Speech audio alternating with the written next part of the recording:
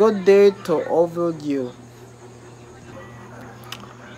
Today I will sharing my thoughts in some important access factor in the Philippines. Those are ghost project, bad building, and high tax.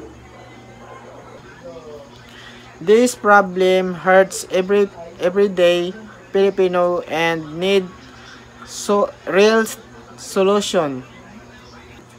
Many flood control project don't work. They likes goes there, but useless money was spent, but flood still happened. Families lost homes.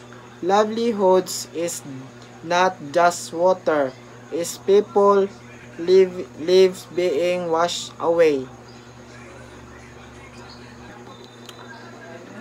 Think about mentions a specific area know of flooding this project. What good is a project if it does project them?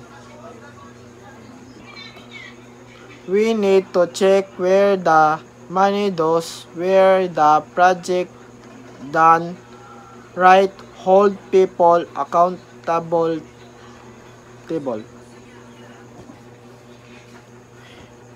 Many buildings, road and bridges are built properly.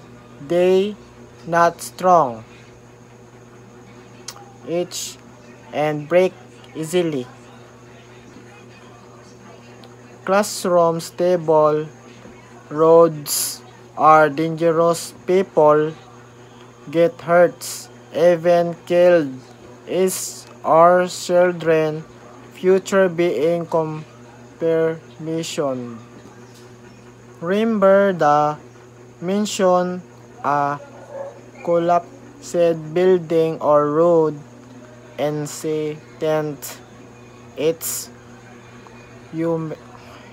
unacceptable. We need stricter rules for building. Use better materials, honest working, not cutting corners. Filipino are paying more tax, but are we send the improvements? Are those tax going to improve things of the project? Just going to be something card? Hardworking Filipinos strong to make and meet less money for food, education, and healthy care.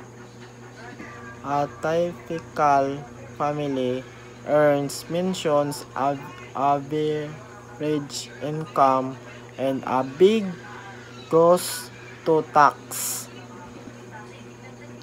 The government need to be transparent, show us where our tax are going, make sure the money is used.